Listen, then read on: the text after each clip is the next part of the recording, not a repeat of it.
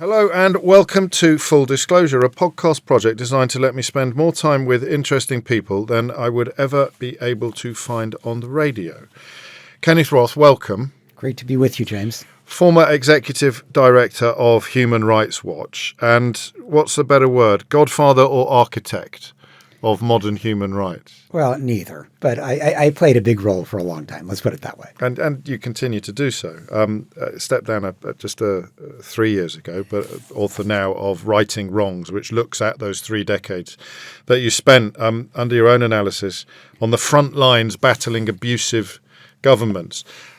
Let's begin near the end. You know how these things work. Yes. You were booked to have this conversation, and indeed you would have delivered your manuscript to your publisher long before the most recent events in the United States, most obviously, pushed your home country into the kind of territory that you would once have been battling against on foreign territories. You wrote just a month ago under the headline, "Even Trump can be cajoled into doing the right thing. You just have to know which buttons to press." Yes. Do you still believe that? No, I do. Good. In the sense that I think it's very possible to push Trump to do the right thing for the wrong reason. And, in my book, I really outline how with every despot, every dictator, there's always an angle. There's some source of leverage which we can figure out and then press in order to force them to behave better than they would have. And Trump is no exception to this. It's not a frontal approach. If you go to Trump and say, you're violating human rights, he would say, what are those? Yeah. So that's not going to work.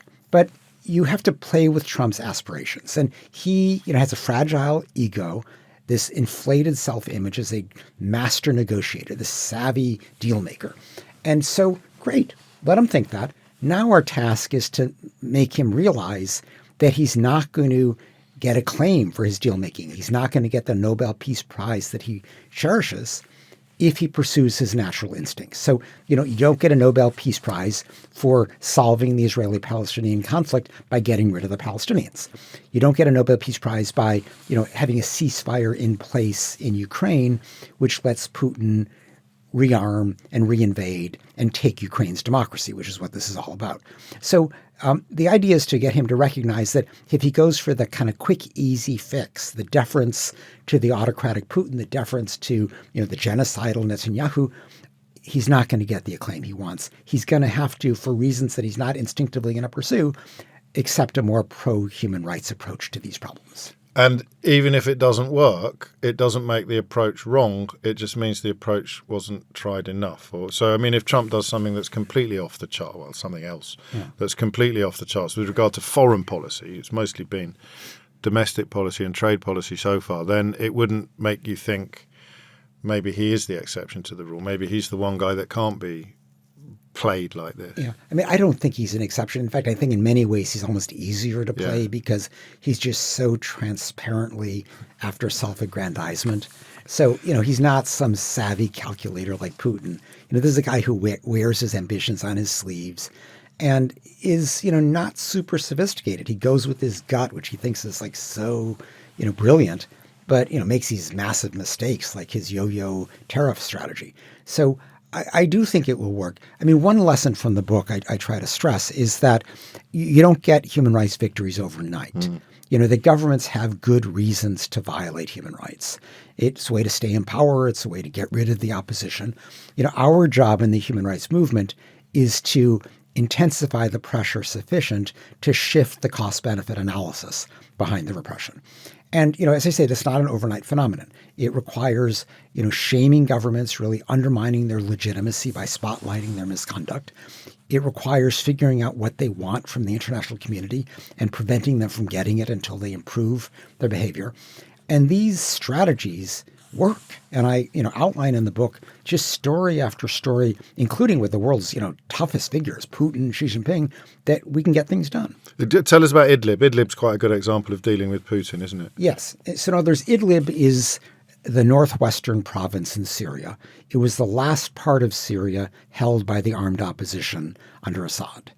And, the Assad government with Russian backing was deliberately bombing hospitals, schools, marketplaces, apartment buildings, a war crime strategy aimed at driving out the civilians. There were about 3 million civilians there. And, in a sense, draining the sea to get the fish so they could go after the rebels. And it wasn't going to be enough for us to just say that Assad was doing this, because he had already used chemical weapons against his people. He'd used barrel bombs against his people. He had basically starved people, tortured and disappeared people. He was doing everything under the sun. And so our strategy there was to go after Putin. Assad couldn't ignore Putin because Russia's military support was key to Assad's staying in power. And this was before Putin's full-scale invasion of Ukraine, so Putin still cared about his reputation. And over the course of 2 to 3 years, we deliberately worked with Merkel, the German chancellor, Macron, the French president, and Erdogan, the Turkish president, and gradually persuaded them to squeeze Putin to stop bombing civilians in Idlib. And it didn't happen overnight. It was a bit of a push and pull thing. But finally, in March 2020, Putin agreed and the bombing stopped. And it stopped cold turkey completely for about 3 years. It picked up a little bit after that. And then Idlib is where HTS, the rebel group that in December overthrew Assad, came from. So it really ended definitively. And that showed that, even in a situation where, the principal target Assad is largely shameless, where Putin is sort of seen to be above pressure, it can still work. And this was, clearly a strategy devised by the human rights movement, executed through influential, powerful governments. And it made an enormous difference because suddenly millions of people no longer feared being killed from the sky day in and day out. Do you have to have quite a positive view of human nature to work in human rights? Au contraire, Well, I was wondering if you were going to say that. No. No, look, I assume the worst when it comes to government leaders. I assume that they could care less about human rights. Human rights are just an obstacle for them. And so I don't assume better nature. I assume that they're rational. And my job is to force them rationally to recognize that the cost of violating human rights is greater than the benefit. It's simple as that. It's arm twisting. So it's transactional. It's transactional in a sense, and it's not one stop. Because even though you may get a leader to improve, I tell the story in the book about how we got Paul Kagame, the Rwandan president, had invaded Eastern Congo a decade ago using his M23 rebel groups, and there we succeeded in getting him to stop, really by initially reporting on Rwanda's support for the M23 rebel group. Kagame lied and said, "I'm not doing this." So we put out another report and showed he was still doing it, and he lied again and said, "No, I'm not." And by the third report, everybody believed us. Nobody believed Kagame. And at that stage, we were able to persuade William Hague, who was the British Foreign Secretary, along with his American counterpart, John Kerry, to call Kagame and say, "You are going to lose your huge economic aid if you don't stop." And within days, the M23 crumbled. And so for about 8 years, the people of Eastern Congo were not hounded by this atrocious rebel group. But now they're back. Kagame spent the intervening years trying to make himself indispensable. He would supply peacekeepers in northern Mozambique. He would, offer the former British government to take their asylum seekers. He would sponsor Arsenal. He would do all these things to kind of make himself seem decent. And he thought, okay, now I can get away with it. And so we're facing the same problem again. The M23 is back in Eastern Congo. Governments are condemning Kagame. They're beginning to apply economic pressure, but not sufficiently. And the lesson from this is you got to keep pushing. You can't assume that you won and can go home. You got to recognize that governments are always looking for a way to get around you, and you got to figure out always how to push back. And they won't change, the leaders of the governments that you describe. Well, their incentives are the same. Sure. In this place, Kagame, who's ruthless, who is willing to kill just to get kind of more mineral resources. This is a guy who has zero conscience, and the only way to get at him is by making it too costly for him to proceed. What did you make of, I think, 3 successive Conservative administrations effectively not just signing up to that scheme, but also sending huge sums of money to Rwanda to help Kagame, A, sort of sanitize his reputation, but B, deal with our so-called asylum crisis? Well, first of all, this was, it was all show, because if you look at, immigration to the UK, the number of people who were, using small boats to enter from France across the Channel was tiny compared to the overall numbers who come in just through Heathrow, So It's this was show. It was designed to show we have control of our borders, and that was the visible point where there was not control. It was a incredibly poor deal for the British taxpayer because millions were handed to Kagame to bolster his repressive regime with nothing in return, and it was utterly amoral because to pretend that an asylum seeker can get a fair hearing in Rwanda where no dissent is allowed, there's no political opposition, there's no independent media, there is nothing other than the Kagame dictatorship. It was, amoral for Britain to be sending anybody to those circumstances, let alone to pretend that this was going to be a safe and fair place for an asylum claim to proceed. It occurs to me, and again, this is why I began by pointing out how time passes, that some of the elements that a repressive regime needs to sustain itself, to survive, are now in place in Washington. I mean, the attack upon education, educators, the attack upon the judiciary, and the attack upon the media. I now have a better grasp of I don't know if optimism is quite the right word, but however bad they are, you can win small victories against them to make it's a utilitarian approach you take. And even big victories. But of course. There's always something you can do. You shouldn't despair. Precisely. Yes. I get that. But how surprised are you by the speed with which Donald Trump has started behaving like the kind of people you would have been dealing with as foreign leaders over 30 years? I mean, he's moving much more quickly in this term than he did in his last presidential term. What he's doing is not surprising. Trump doesn't read, but the people around him do. And they've all read the Autocrats Handbook. And Trump is just going chapter by chapter through the Autocrats Handbook. And so, the basic lesson is undercut the checks and balances on executive power. And so you try to compromise the judiciary. You try to neutralize the legislature. You go after journalists. You go after universities as independent centers of thought. You go after civil society. Trump is going through this step by step, doing all of this. Now, you don't necessarily win when you do this. Brazil was a good example. Bolsonaro tried to do the same thing, and he lost. Poland is a good example where the Law and Justice Party proceeded along these lines, didn't get that far, and lost in an election. We're seeing these battles play out now in Turkey and in Hungary, yes. Where there's organized opposition pushing back. Israel? Well, Israel, is complicated by the fact that Israeli society has rallied behind Netanyahu because of the October 7th attack by Hamas. Although there is huge discontent with Netanyahu essentially continuing a forever war in Gaza to save himself. He's abandoned the hostages. He just wants to fight and fight and fight because once he stops fighting, he loses his coalition, he loses power, and he faces his corruption charges. So, but I think we are very personal. Very personal, but we are seeing, similar elements now trying to go after the attorney general, trying to, change Israeli law to make himself less accountable. It's in an awful position right now. And, if U.S. foreign policy has done a 180-degree turn, the idea that the U.S. government is now cozying up to Vladimir Putin is appalling. The idea that it's just closing its eyes and, funneling arms and military aid to Netanyahu as he commits massive war crimes in Gaza. This is terrible.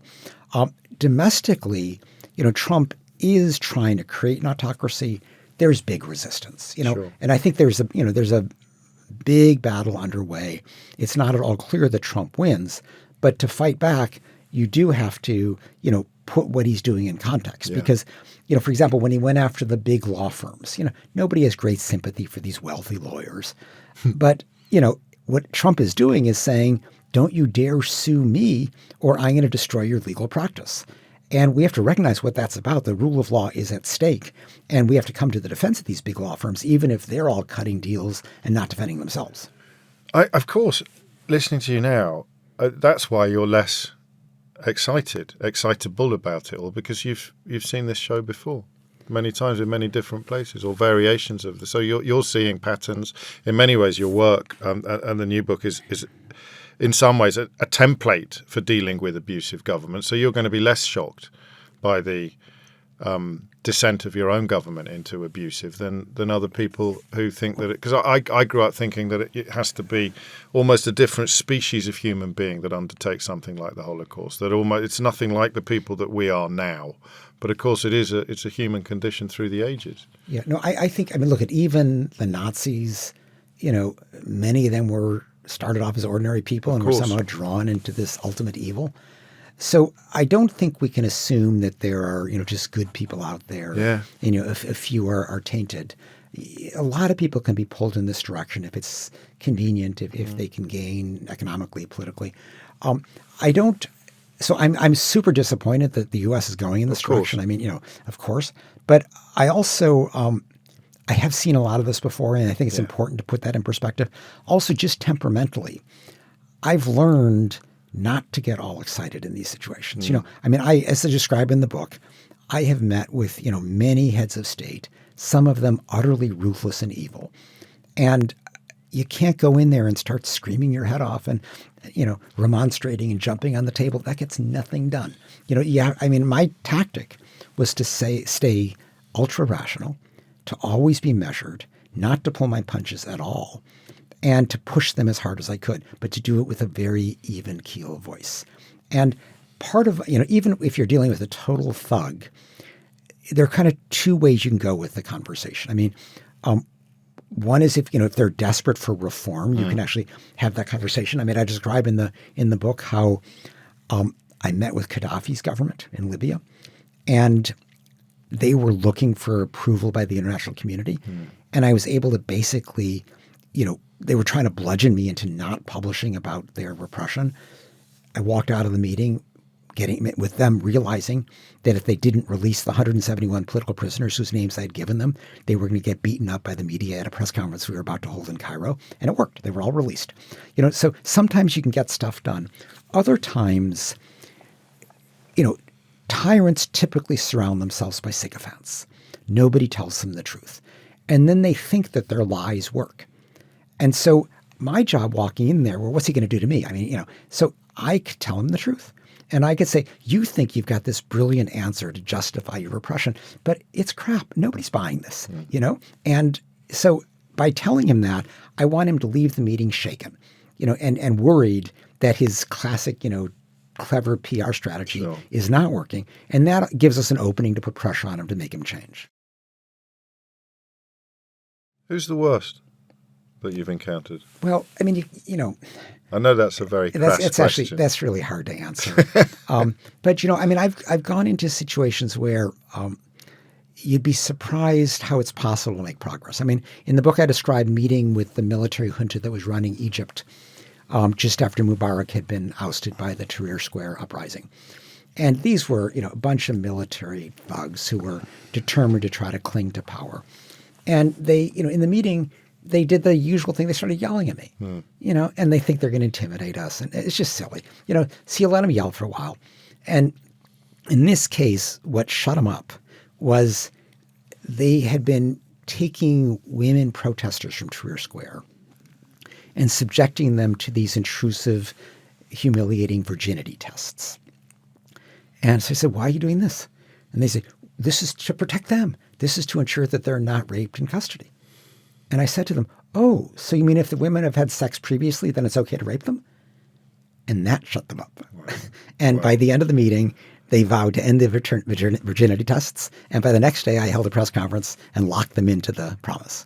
And I think you may have already answered this question for people listening who wonder why any of these regimes would meet you in the first place, why they would care about the work that you're doing. And the answer is that you've assembled, by the time you sit down with them, a body of work that they're desperate to diffuse. Yeah, no, it's frankly is smart on the part of despots to meet with me or my colleagues because we're going to publish either way. Yeah. We're investigating and reporting on 100 countries around the world, the worst of the worst.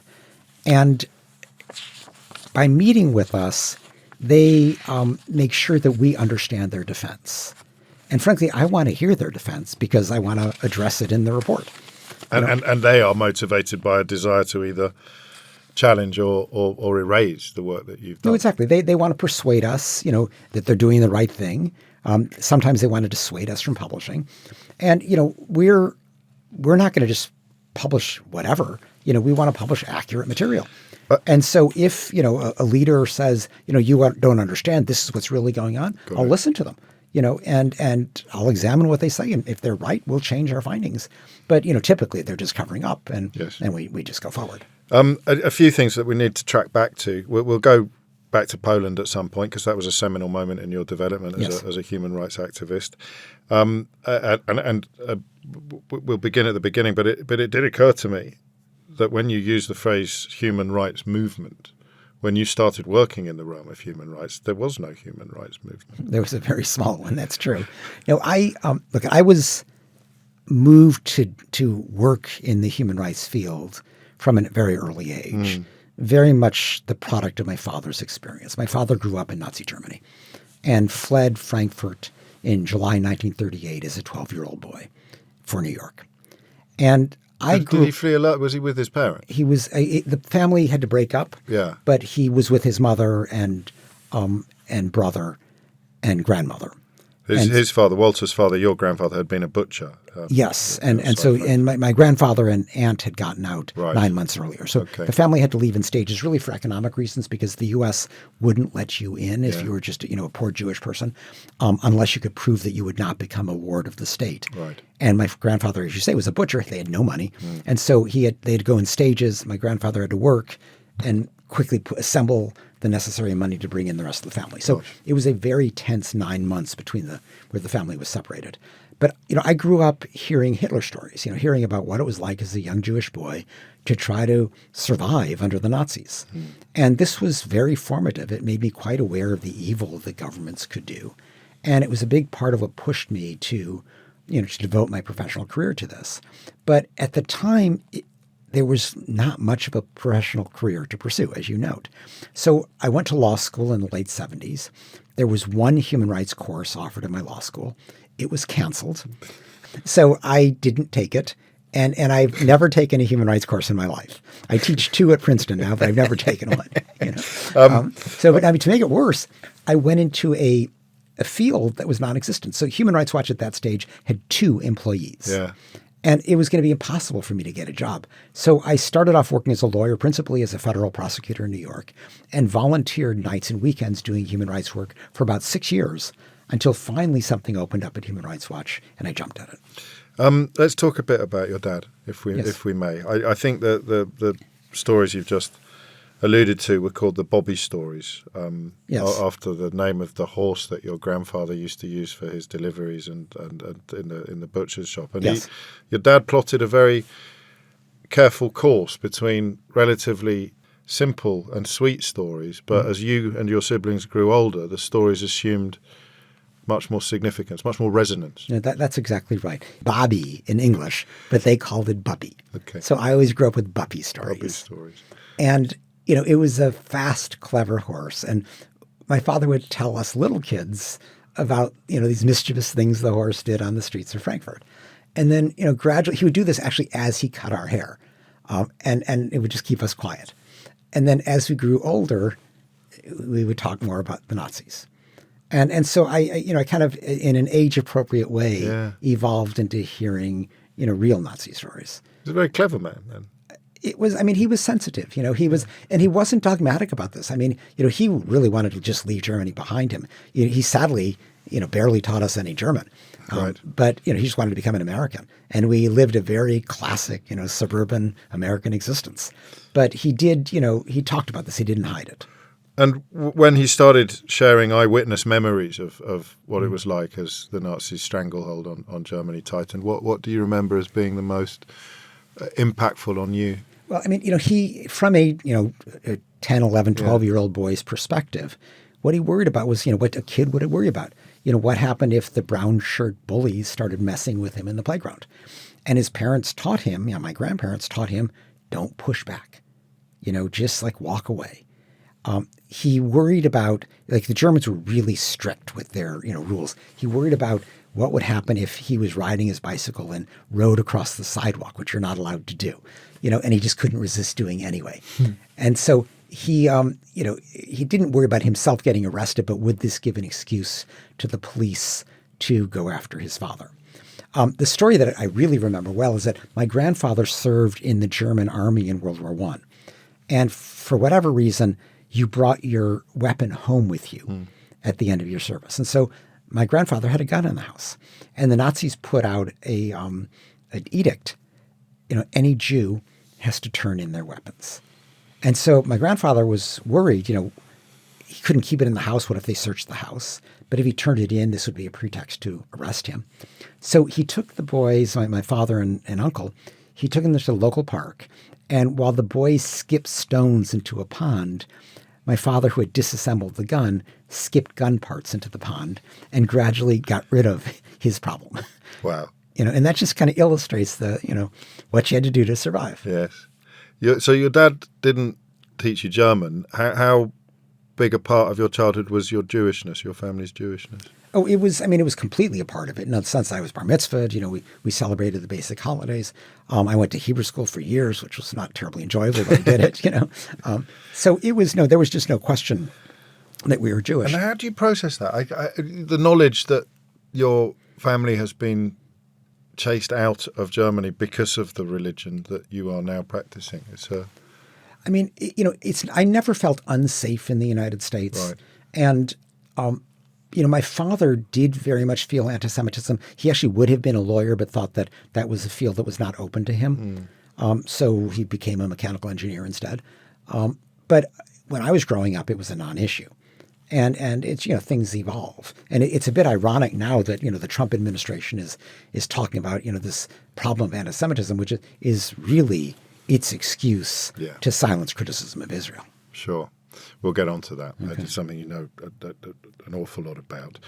Elements of your childhood are fascinating and very, very charming. The family council, which you and your siblings would have.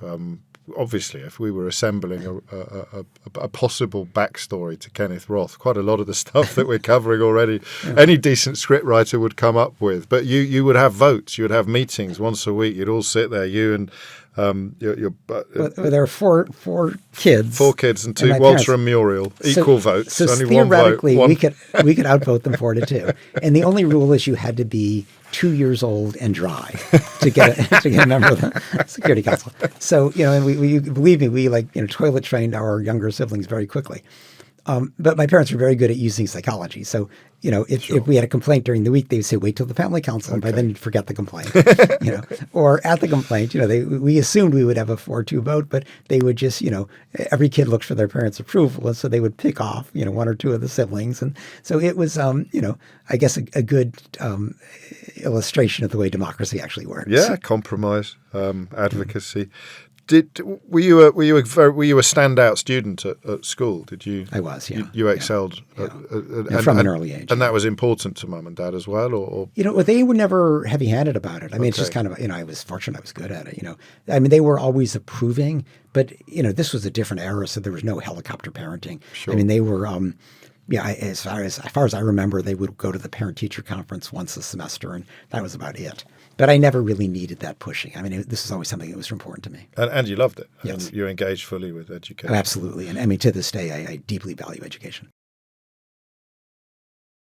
So when does ambition kick in, Ken? When did you sort of start forming the idea of what you wanted to be when you grew up? Well, I wanted to be a lawyer starting from university because I thought that would be the most effective way toward public service. The idea of, if I'd been a little bit older, I might have been a civil rights, a domestic rights lawyer in the United States. But by the time I was graduating from law school in 1980, I felt, ironically, this was not true, but I felt like, the big battles, were sort of won in the United States. And the new frontier was international. Okay. Jimmy Carter was president. He had introduced human rights as an element of U.S. foreign policy. And I thought, this is where I want to go. So it was, that's what formed the ambition. Many people thought that what I was doing was completely contrary to ambition because when finally I went to Human Rights Watch, which didn't even have the name Human Rights Watch, then it was called Helsinki Watch and America's Watch, nobody had heard of it. And my friends were running off to become partners at law firms, and I went to this obscure little group. They thought I was out of my mind. And you'd been near or at the top of your class at law school. So, I had no trouble getting law jobs. So you could have made a ton of money if you'd wanted to. Sure, of course. But it was. Was that just a? You speak as if it didn't even ever occur. You might have had a. What happened? I graduated from law school. I went a year clerking for a judge, which is what is typically done. I then wanted to go to the U.S. Attorney's Office because it was a way of learning how to try cases. The government can't hire real lawyers, so they throw kids into the courtroom.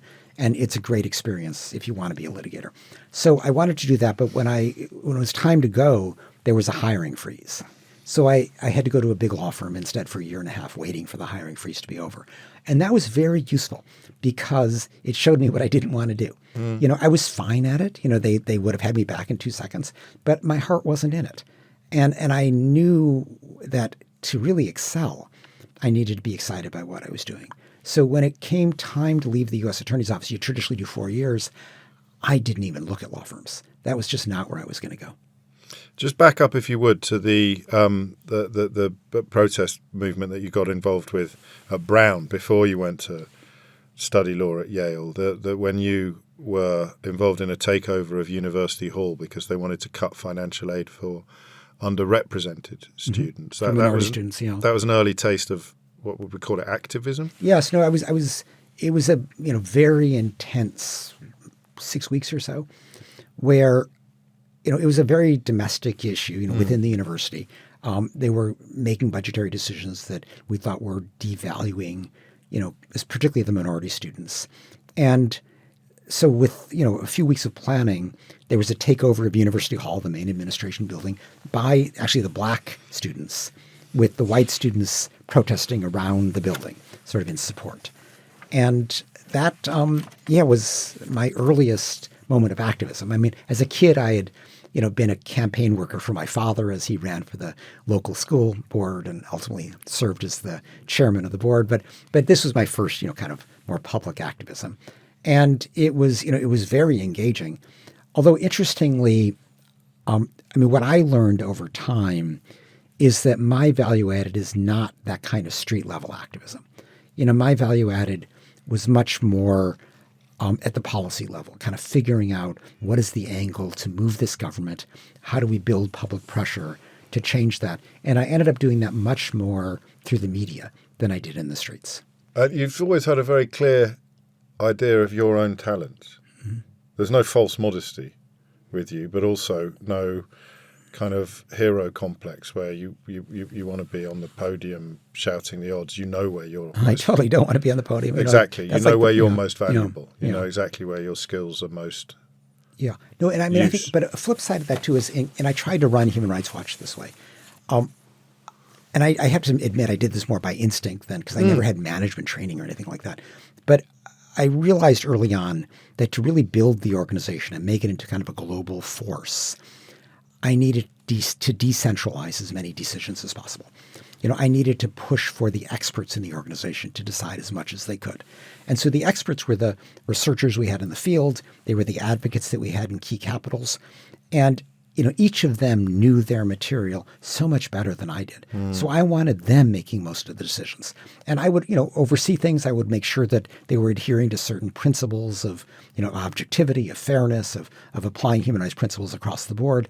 But within those broad parameters, I wanted them waking up each morning and thinking about how can I advance my cause. I wanted them to own their work. But before we get stuck into the sort of speedy move through joining Human Rights Watch and transforming it or building it really from the ground up. Two things I want to talk about. The first is the emotional investment that you have. So where does that come from? Is it partly the Buppy stories, this idea of people whose names you will never know, whose faces you will never see, whose existence you're only sort of aware of through being told about them, and yet you have dedicated your life to trying to improve theirs? Where do you think, how much time have you spent wondering where that comes from? There aren't many people who would be able to say that about themselves. A lot of it is actually outrage at governments that misbehave. So obviously it's empathy for the victims. Sure. But what really moves me is outrage at how cruel and awful governments can be. And because I have seen over and over, and that's what the book is about, I've seen how I can play their game and push back and force them to behave better. That keeps me going. So, I think if I was always hitting my head against the wall, I may have had to give up at some stage, but that's not how I felt. Yeah. I felt that, we're not getting quick victories, we're not always winning, but we're winning enough of the time and moving governments significantly enough that it's worth still doing this. And it is governments, isn't it, not individuals? And we always think of the name. We think of the Assad, we think of the Putin, we think of the Kagame, we think of the Gaddafi. But they are nothing without a machine around them. Well, but the leadership matters. Of course it matters, but I think those of us on the outside or who haven't worked in the field forget just how important the facilitators and the colleagues no dictator can operate by himself. For sure. Yes. No, you need an apparatus behind you. So it is a regime. It's a government. Yeah. Yes. So you mentioned your volunteer assignments while you're clerking for a federal judge. That is when you get involved with the Lawyers' Committee for Human Rights, and that is when I think Poland becomes. Yeah, it actually was just after my clerkship. And right. It was shortly after I was at this private law firm. And martial law was declared in Poland, pressed by the Soviet government to crush the solidarity trade union movement. And this gives you a sense of how rudimentary the human rights field was at that point. I was assigned Poland. Yeah. I'd never been there. I didn't speak Polish. I was utterly unqualified. But, I was interested. So they said, here, take Poland, So, which I did for the next, 5 years or so. And ultimately did travel there, wrote a couple of reports. They're kind of embarrassing in retrospective how how simple they were, but it got me started, and it got me in particular to meet with the local dissidents who were totally inspiring. My trip to Warsaw in the middle of the Cold War in this bleak, wintry era, and I would meet with these people who were just remarkable, and that was very motivating because yes, they're kind of broad victims, but the people we work most closely with are the local human rights defenders who are incredibly brave, who are in and out of prison, who really are risking a lot, far more than I ever did, and to be able to work with these people was very inspiring. And the importance of fact-finding. This is a crash course in the importance of doing your homework, having your... It's all about fact-finding. That's Always. How it all starts. Yeah. Because, governments try to cover up their misdeeds. If we can carefully investigate, report, and publicize this conduct, one, it shames them because they all pretend to respect human rights. We show that they're not. Second, we use it to try to deprive them of their access to different international benefits that they want. Ultimately, we can get them prosecuted in certain cases. So it all begins with that careful, objective investigation. And they hate that. I mean, they will fight back. They'll argue that you're biased and you misunderstood and you were deceived. Fake news. But we're super careful. We don't publish until we're right. And so we win those battles. And it's when they understand that they're not going to get rid of the bad press through spin and PR techniques. They've got to change the bad conduct. That's when we begin to make progress. There's that line in Orwell, isn't there, about there's truth and untruth. If you can hold on to the truth, even if you are the only one, you will not go mad. And you're about holding on to the truth. And showing it to others, too. And not going mad. Not going mad, yeah. I mean, indeed, one thing that's not really appreciated is that it's the public's sense of the truth that really matters. And that's why dictators or autocrats are so eager to move into a post-truth environment. That's why a Trump comes up with fake news. Yeah. Because if there is no truth, then there's no accountability. Then governments can do whatever they want. But if we can kind of keep the truth in the public's eye, keep the public aware that there is truth, and the government is trying to cover that up, that's when we can move governments. So you joined the Watch Committees in 1987, which merged very shortly afterwards with Human Rights Watch. Well, it became Human Rights Watch. Yes. And I think you've described as your mentor Arieh Neher, who was the executive director of the committees. Then just give us a quick idea of what kind of organization you joined. Well, I mean, first of all, Arieh Neher was very much my mentor. I mean, he had been the director of the American Civil Liberties Union, the ACLU, and then came to start Human Rights Watch. He was the first executive director. He was my mentor for 5 years, and then I took over from him. And I learned a lot from him. When I joined, there were maybe 20 people on staff. We had... Just quickly, how many were there when you left? Well, when I took over as director, there were about 60. When I left, there were 550. When I took over as director, the budget was $6.5 million annually. When I left, it was $100 million annually. Wow. So it grew. Yeah. And it became a global organization. And when you took over 5 years after joining, was that in your mind? Did you think I want to build an enormous, far-reaching organization? I couldn't think that far into the future. No, of course. But what one thing I knew is I wanted to keep growing. Right. Because, if you're just sitting there and trying to kind of stagnate and keep things going, you don't enlist the imagination of the staff. You don't want the staff thinking about, how do I keep my little, area? You want them to think about, what could I do tomorrow if I had more money? Because that's when they get creative. And that my job was in part to get that more money. I also, over time recognized that initially I wanted to have global coverage in our research to be able to report on the worst abuses wherever they happened. As we began to achieve that, George W. Bush took over in Washington. And U.S. credibility was demolished at the time because of his torture program, his use of Guantanamo. And so it was clear we needed to diversify our advocacy. We couldn't just go to Washington and say, help us promote human rights in country X. We needed to be able to go to London and Paris and Berlin and Tokyo, et cetera. And so I wanted to globalize the advocacy and communications reach. And that took, serious money. And that was, I tell the story in the book. This is where George Soros came in. Yeah. And George had been a supporter from the early days, at significant but more modest levels. And at the point when I wanted to really globalize Human Rights Watch, we were at about 45 million annually. And my development director made one of these, fundraising pyramids with different aspirations at different levels. And at the top, she put, we need one person who can give us 10 million a year for 5 years. Nobody had ever done anything close to that. That was hugely aspirational. And we thought, and there's one person in the world who, had the means and the possible inclination to do that. So I called up George. I asked if I could meet. And I outlined my vision for a genuinely global organization. And then I came to my ask, would you give me 10 million a year for 5 years? And he looked at me and he said, I'll do it for 10 years. He doubled my ask. Wow. He gave me $100 million commitment. What a moment. Oh, boy, I couldn't believe it. And so it was incredible. It was the biggest gift he'd ever made. It was, huge news at the time, and it transformed the organization. And it really did make us global in every sense of the term. We have, when I left, there were, over 80 different nationalities on staff, offices all around the world.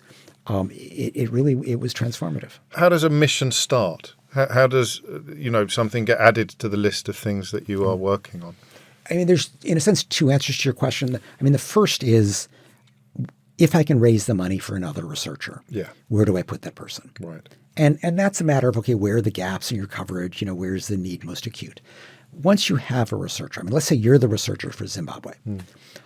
Your job then is to go to Zimbabwe, talk to all your colleagues there, talk to local activists, figure out, what are the most serious abuses? What are the abuses that could be changed? Where do we have leverage? Where are there gaps in coverage? Where is there value added for Human Rights Watch? And you come back and say, here's my proposed annual plan.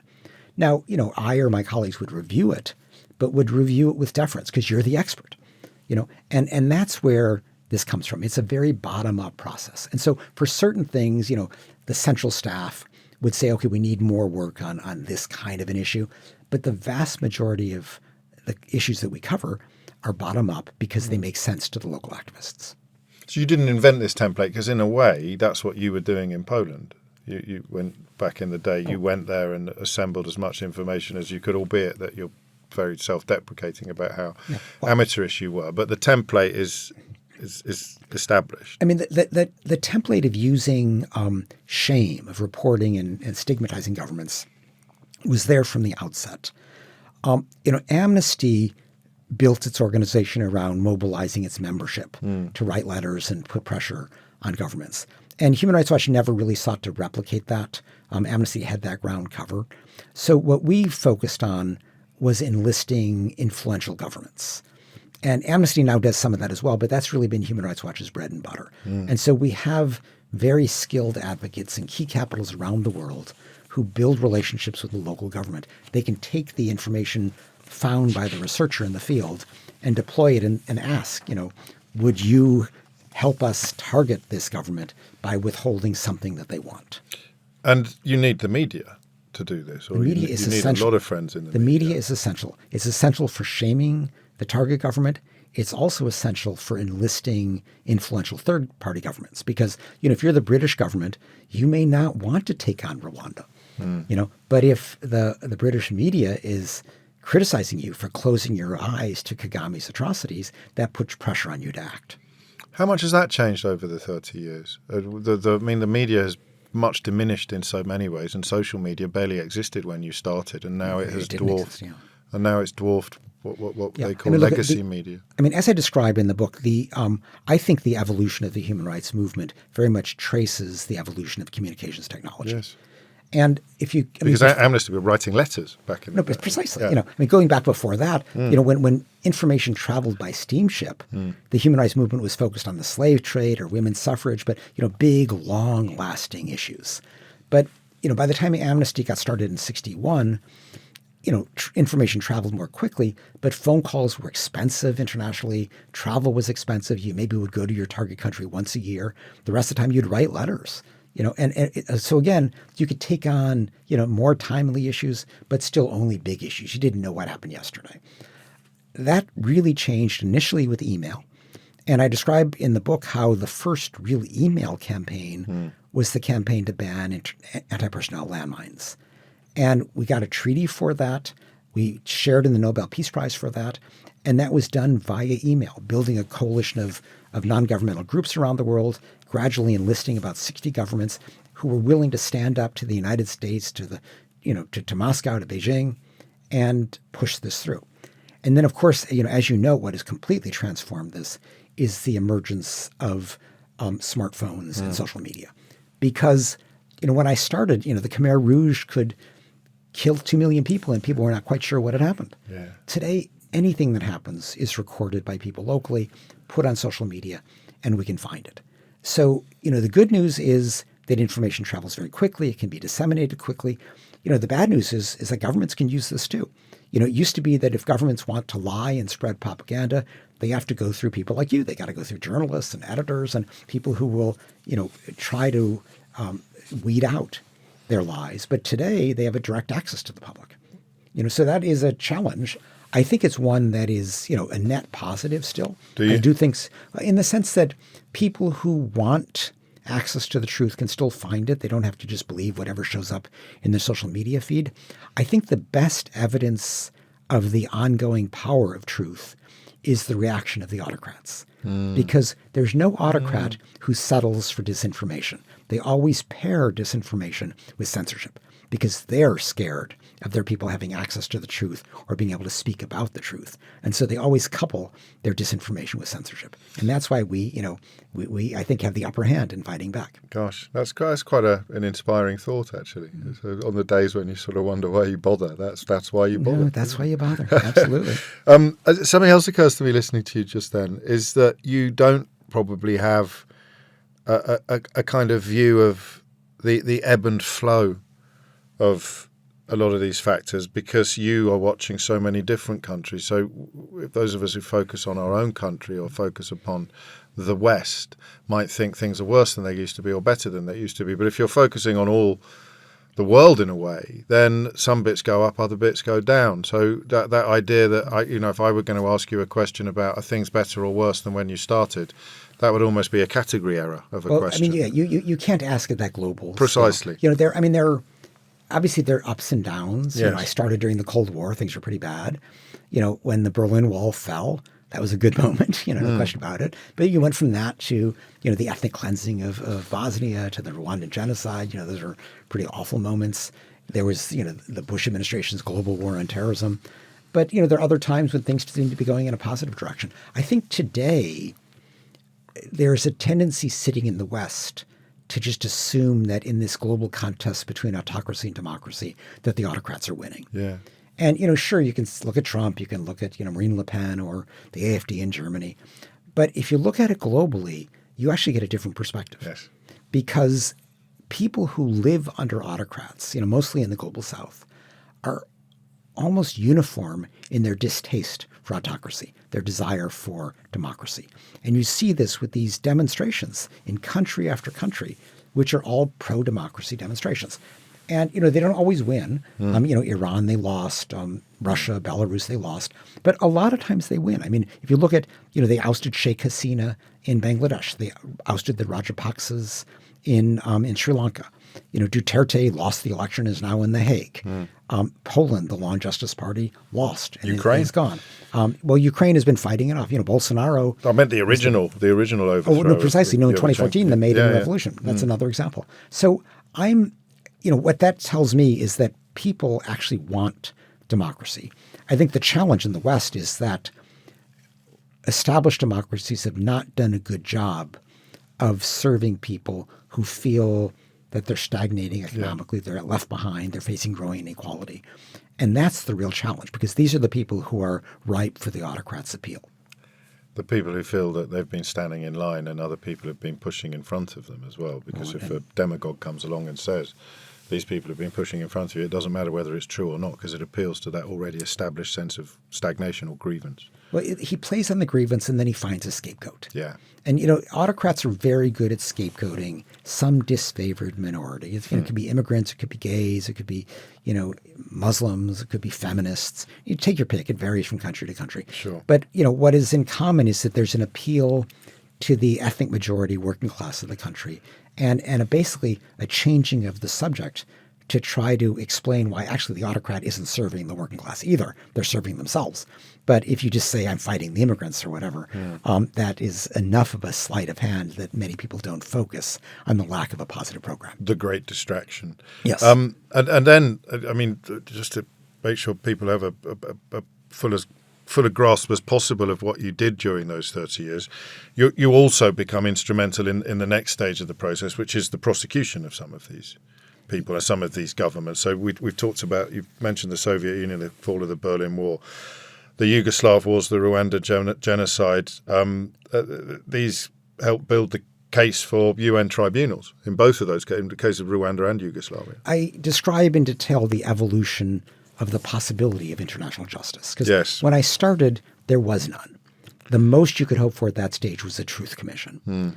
Because there were no international tribunals, and domestically the dictators would just, compromise the judges so they wouldn't dare go after them. That changed initially with the Yugoslav and Rwandan genocides, where the international community, almost out of guilt at not having stopped these killing, set up a tribunal to retrospectively prosecute. And both were super successful in going after most of, if not all of, the leadership. Though that sort of set the groundwork for the International Criminal Court. And I tell the story in the book about how the U.S. was vehemently opposed to the court, as was Russia, as was China, because they didn't want a court that could even theoretically prosecute one of their own citizens.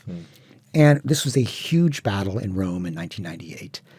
We, similar to what we did with the landmines treaty, we built a coalition of about 60 governments, including most of Europe, but democracies around the world.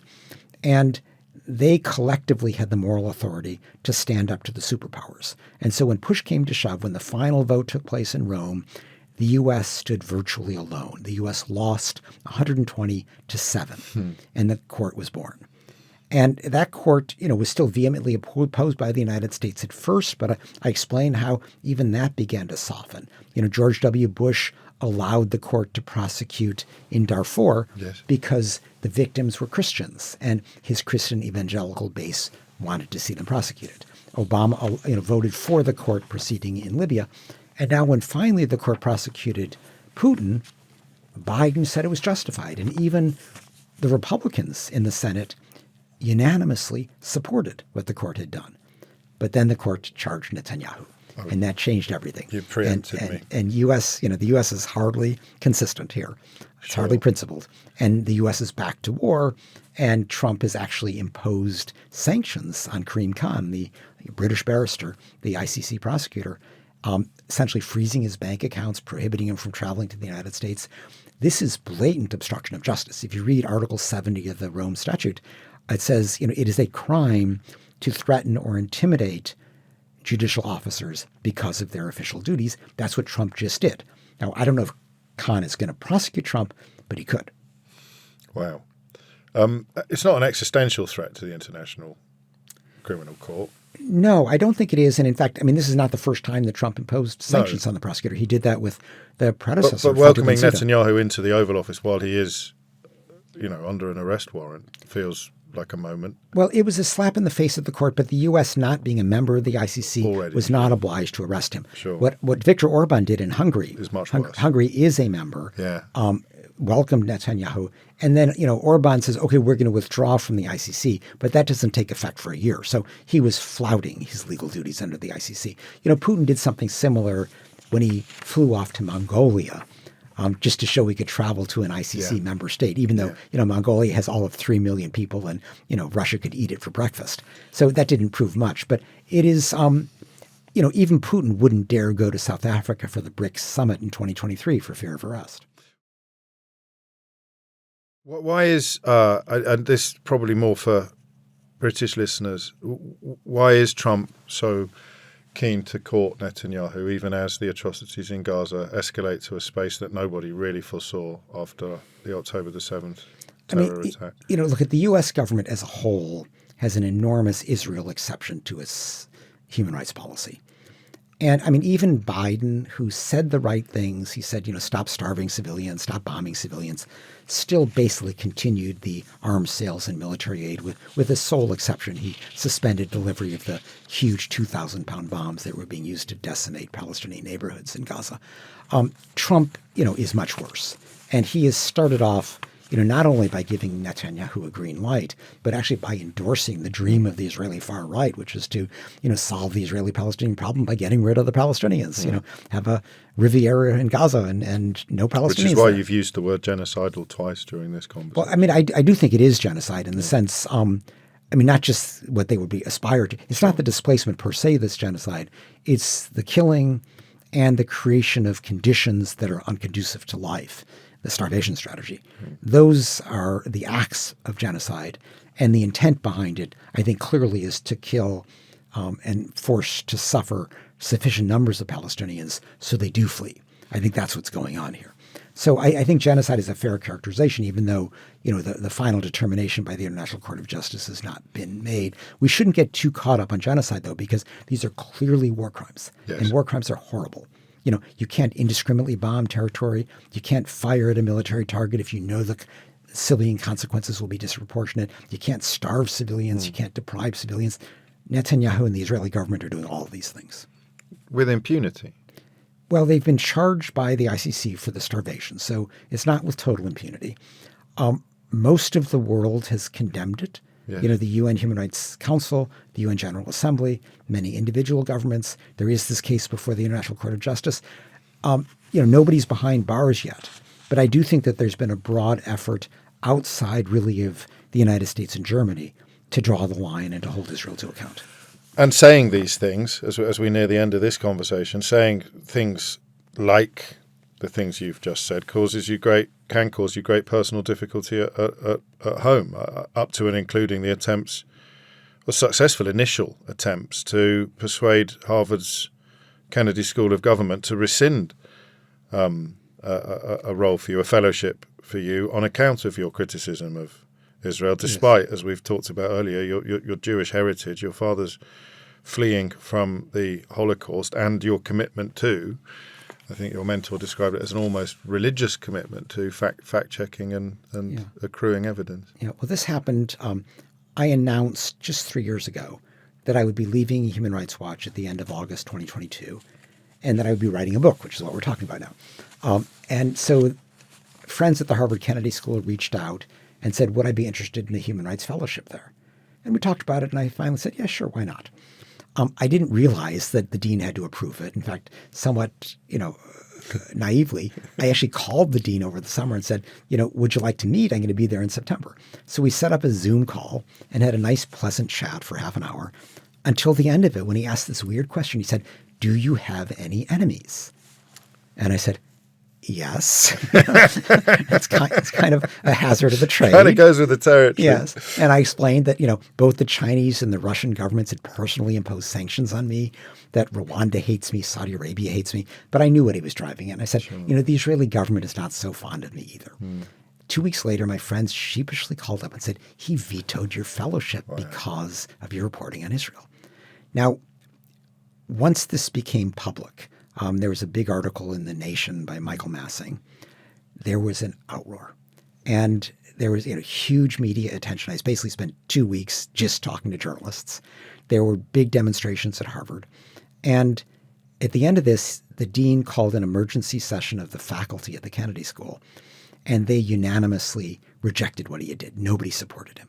And so to his credit, he reversed course, made me the fellow. I'm still a senior fellow at the Harvard Kennedy School for what it's worth. And now I then, I went to see him. He wanted to see me the first day I was there. And I asked him, as well as the current president of Harvard, Alan Garber, I said, look, I could get away with, getting this reversed because I had a certain profile and was able to generate media attention. What about the ordinary student, the young faculty member who's afraid to touch Israel for fear of being canceled and nobody will pay attention? Would you reaffirm the right to academic freedom in the Israeli-Palestinian context? They wouldn't do it. Wow. I then took one step further and said the allegation had been that they had done this because of fear of donors. And the dean said, well, I didn't talk to any donors. I talked to people who mattered to me, which I assume was just his fundraising staff. So I said, when I ran Human Rights Watch, if a donor would say, here's a check, but don't report anymore on country X, I would say, here's your check back. I only want people who are willing to abide by human rights principles. Yeah. Why can't Harvard, the richest academic institution in the world, say we will not take money from people who want to compromise academic freedom? They wouldn't go there. Wow. So the battle is never over, is it? It's never over. And indeed, you see today, this weaponization of anti-Semitism, yes, and which really bothers me. Because anti-Semitism is a genuine problem, and it's mounting. Jews around the world face anti-Semitism. There's no question about it, including here in Britain. But if charges of anti-Semitism are seen as just excuses to silence criticism of Israel, that cheapens the concept of anti-Semitism at a point where it's really needed. And does Jews no favor. No favors at all. Contrary. It says, in order to defend Israel, the far right Israeli government, we are going to sacrifice the safety of Jews around the world. That's in essence what they're saying. And Netanyahu doesn't really care that much because he feels that Jews who didn't immigrate to Israel are kind of less worthy than Jews who are in Israel. He also, if he thinks about who is his base, it's not American Jews who are mostly Democrats and mostly opposed to what he's doing. It's the Christian evangelical movement in the United States that backs Trump. And so he doesn't really care about Jews outside the United States. That's the cynicism behind this use of anti-Semitism. Righting Wrongs, 3 decades on the front lines, battling abusive governments is out now. I've got 2 final questions for you, Kenneth Roth. The first is, I don't know how much of your career your father witnessed, but what? Right till the end. In fact, what did he make of it? At first he thought I was out of my mind. Why didn't I go to a big law firm? He got the picture. By the end he was super proud. In fact, one very nice anecdote. I spent the last 2 weeks of his life with him outside of Chicago. And he had this group of elderly men with whom he met regularly called the Romeos, retired old men eating out. And he really wanted me to meet the Romeos. So one of the last things we did before he died is we all had lunch together. And I got to talk to the Romeos about my work. And he really wanted me to do that. And, I think he understood that, his life motivated me. His difficulty in finding refuge motivated me to make sure that others could find refuge. And he really valued that lesson from his life that I had taken. That's lovely. And the final question, whether we go with architect, godfather, or just absolutely crucial contributor to the rise of human rights around the world and chronicled in Righting Wrongs, 3 decades on the front lines battling abusive governments, I sense that you're not sort of one for relaxing. I have no interest in relaxing, the idea of going off and playing golf for the rest of my life is just terrifying. So what then? What else? What are you going to do? Well, I've been for the last 2 teaching years, I've been teaching half-time. So I've been teaching 2 courses each fall semester at Princeton. I've been doing a lot of writing, I think foremost for The Guardian, but for other places as well. I'll continue that. I'm doing a lot of public speaking. And I'm trying to figure out what else to do. But it's more a matter of, what are the best ways that I can contribute to the cause. I have zero interest in stepping back. Kenneth Roth, thank you. Thank you.